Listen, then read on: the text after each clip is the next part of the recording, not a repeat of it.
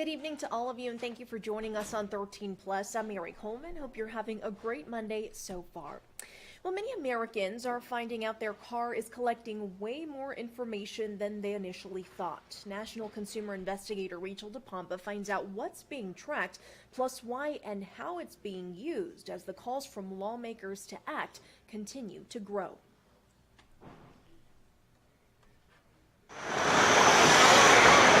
Traveling through his favorite corners of Ann Arbor, Michigan, Ryan Bates discovered his new electric vehicle I drive a 2023 Chevy Bolt. wasn't just getting him here or there. I can see here when they started spying on me. On page 33, the first report was on November 7th of 2023. He'd seen a couple of news reports that his 2023 Chevy Bolt EUV could be collecting information about him. So he reached out to a company that collects data, LexisNexis, to find out what it had. This is what LexisNexis sends you. It's page after page after page of my day-to-day activities. And that's my life. That's not for sale. This is just one page Bates shared with us of his 200-page report. It shows in December of 2023, for example, he accelerated and had a hard break. Was I braking hard because a kid ran into the street? Or was I braking hard because I'm a bad driver? This report doesn't say any of that. Have they given it to my insurance company? I don't know. There's no way to know. Bates says he had no idea his car was collecting this information until he read the LexisNexis report. He found out the tracking started the day he bought the car, when he received a free OnStar subscription from Chevy's parent company, General Motors.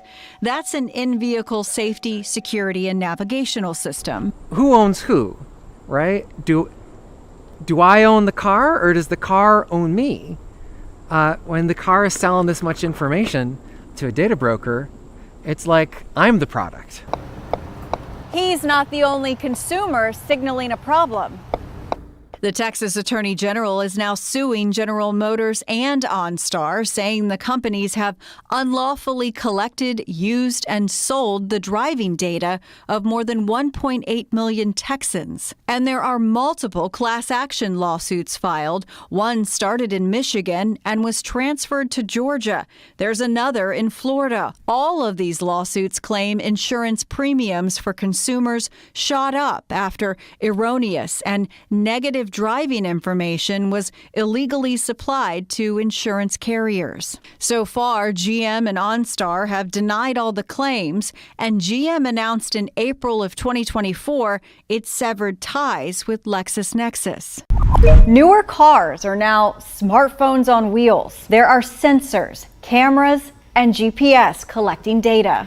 It's called telematics, and it's essentially the way your vehicle now communicates with the outside world, allowing your vehicle to store and transmit data in real time. When you talk about it from a privacy perspective, telematics are a scary thing for consumers in many respects. But when you talk about it from a safety perspective, it's critical. Michael Brooks is the executive director for the Center for Auto Safety. The nonprofit's been around for decades, monitoring the auto industry and the government to make sure consumers are protected on the roads. He says the information, if anonymous, is a game changer for safety because it can monitor speed, acceleration, and braking, which are critical as manufacturers develop more self-driving features. Though, he says, that information, out of context, doesn't drive home the full picture. It's actually mind-boggling how much data they're collecting. I mean, some cars are collecting,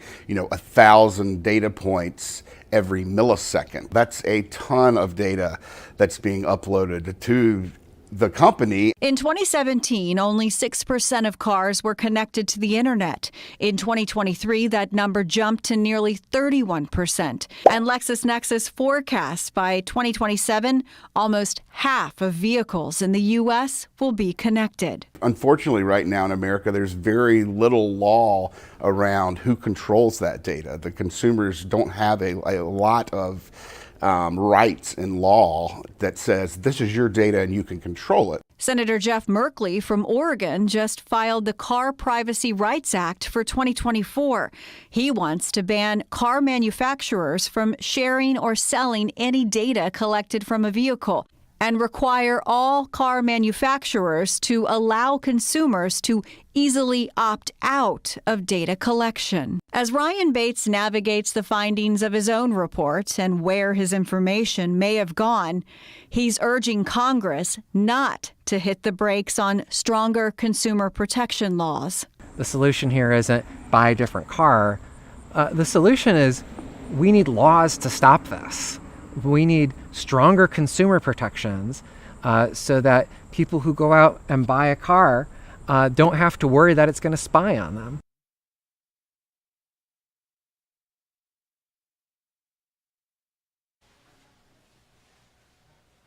Now, we did reach out to General Motors and LexisNexis and never heard back from them. We also reached out to several auto insurance companies. 3 got back to us saying they do collect information about driving habits. To see exactly what is collected and how it's used, you can read those comments on our story up at KOLD.com. For now, we'll leave you with a live look from our Mount Bigelow camera. You can see those nice glistening lights out there. Again, hope you're having a great week and will join us for more of your news and weather coming up on 13 News Live at 10. Have a great night.